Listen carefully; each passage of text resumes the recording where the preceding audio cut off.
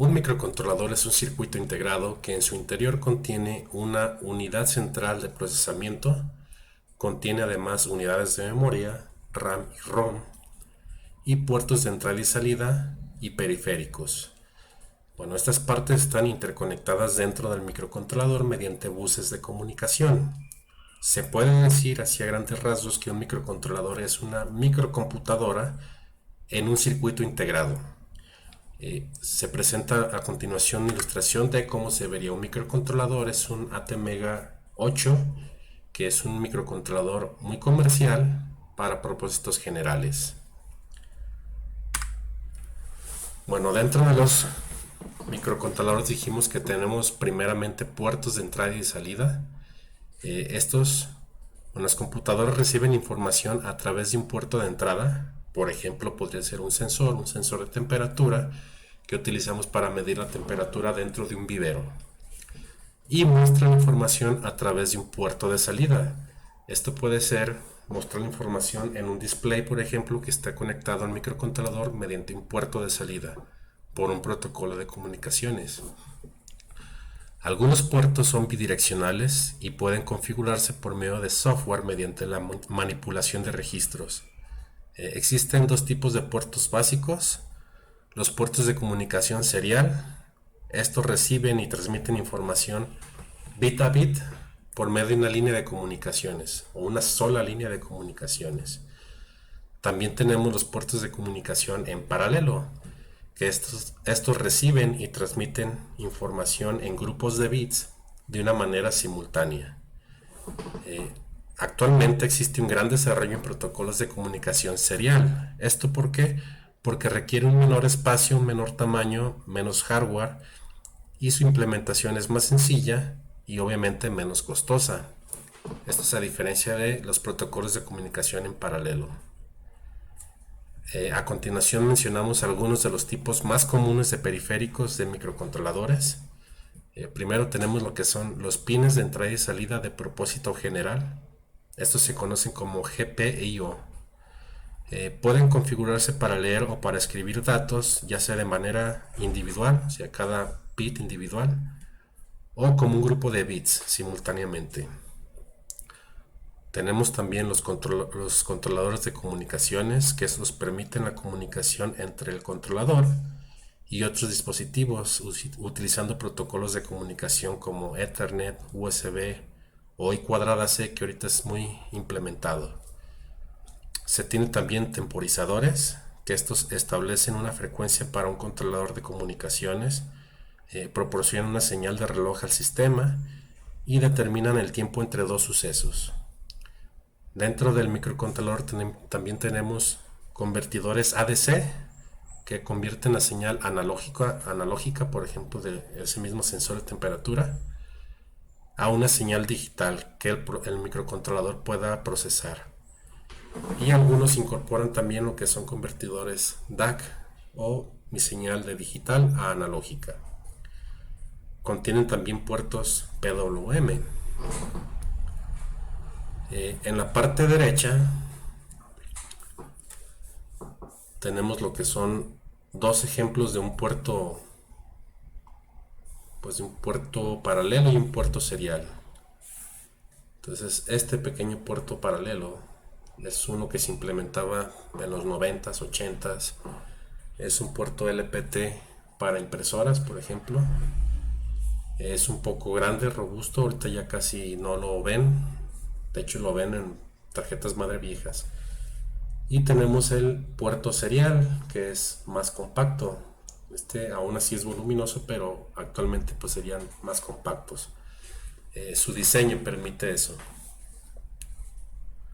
Bueno, estos puertos de entrada y salida se comunican dentro del microcontrolador con la memoria y el CPU mediante buses o canales de comunicación. Tenemos de varias presentaciones, obviamente. Un bus o un canal es un sistema digital que transfiere datos entre los componentes de un microprocesador o un microcontrolador. Está formado por cables o por pistas dentro de un circuito impreso, como se puede ver en las imágenes, en las ilustraciones. Cada bus tiene una serie de especificaciones técnicas o protocolos que deben de respetarse. Y existen también dos tipos de transferencia en los buses, la transferencia serial o en serie y paralelo. Mismo principio, en el serie el bus solamente es capaz de transmitir los datos bit a bit de manera secuencial mediante un único cable. Y en paralelo pues se transfieren esos bits de manera simultánea, un grupo de bits de manera simultánea. Existen tres tipos básicos de buses internos dentro del CPU. Los puertos que comunican el CPU, la memoria y los puertos de entrada y salida. Estos tres buses son el bus de datos, el bus de direcciones y el bus de control. Y juntos forman lo que es el bus local dentro de ese microcontrolador. El bus de datos, este se emplea para transferir instrucciones de programas y datos también entre el CPU, la memoria y los puertos de entrada y salida. Los bus de direcciones especifica posiciones de memoria simplemente o posiciones de memoria o direcciones y selecciona puertos específicos. Y el bus de control se utiliza para transferir señales de control hacia y desde el CPU al resto de los componentes del microcontrolador. Otra unidad importante dentro del microcontrolador pues sería la memoria. Hay tres tipos de memoria diferentes, que son la memoria RAM, la memoria ROM y un tercero que es almacenamiento permanente. Entonces, primeramente la memoria RAM, son siglas en inglés, que es Random Access Memory o memoria de acceso aleatorio. Esta es la memoria que se utiliza para trabajo.